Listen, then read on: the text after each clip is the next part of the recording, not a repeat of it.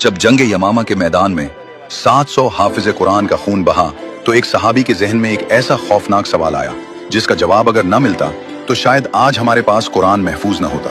ये उस वक्त की बात है जब नबी सल्लल्लाहु अलैहि वसल्लम की वफात के सिर्फ एक साल बाद जंग यमामा में तकरीबन 1200 सहाबा किराम शहीद हुए, जिनमें से 700 के करीब हाफिज कुरान थे।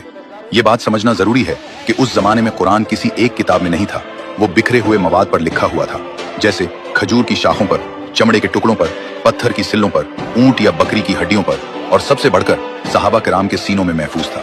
जब जंग यमामा की खबर मदीना पहुंची तो हजरत उमर फारूक रजी अल्लाह अन्हु के जहन में एक खतरनाक सवाल आया।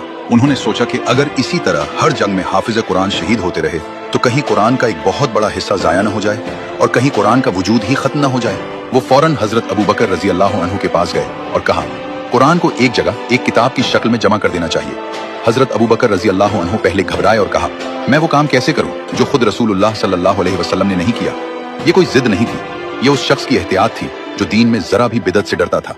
लेकिन हजरत उमर रजी अल्लाह अन्हु ने समझाया, ये बिदत नहीं बल्कि दीन की हिफाजत है, क्योंकि कुरान पहले से लिखा हुआ मौजूद है, बस उसे एक जगह इकट्ठा करना है। आखिरकार हजरत अबू बकर रजी अल्लाह अन्हु का दिल भी मुतमईन हो गया। इस काम के लिए हजरत जैद बिन साबित रजी अल्लाह अन्हु का इंतखाब किया गया। हजरत जैद रजी अल्लाह अन्हु कातिब वही थे, यानी नबी सल्लल्लाहु अलैहि वसल्लम के सामने कुरान लिखते थे। वो हाफिज कुरान भी थे।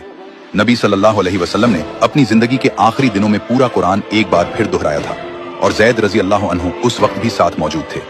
जैद रजी अल्लाह अन्हु का तरीक़ेकार इंतहाई सख्त और मोहतात था। उन्होंने हर आयत के लिए 2 शर्तें लाजमी करार दी। पहली शर्त यह थी कि वो आयत नबी सल्लल्लाहु अलैहि वसल्लम के जमाने में लिखी हुई मौजूद हो, यानी कोई शख्स घर जाकर खुद से लिखकर न ले आए, बल्कि वो कागज, हड्डी या चमड़ा सामने रखो जिस पर उस वक्त लिखा गया था जब नबी सल्लल्लाहु अलैहि वसल्लम जिंदा थे। दूसरी शर्त यह थी कि कम से कम 2 सहाबा गवाही दें कि हमने ये आयत खुद अपने कानों से नबी सल्लल्लाहु अलैहि वसल्लम की ज़बान मुबारक से सुनी है। इन दोनों का एक साथ होना जरूरी था, तब जाकर वो आयत कुरान में शामिल की जाती थी। इस पूरे अमल में एक बहुत दिलचस्प वाकया पेश आया। जब सूरत तौबा की आखिरी 2 आयात की बारी आई तो पूरी तलाश के बावजूद वो आयत सिर्फ एक सहाबी हजरत अबू खुजैमा अंसारी रजी अल्लाह अन्हु के पास लिखी हुई मिली।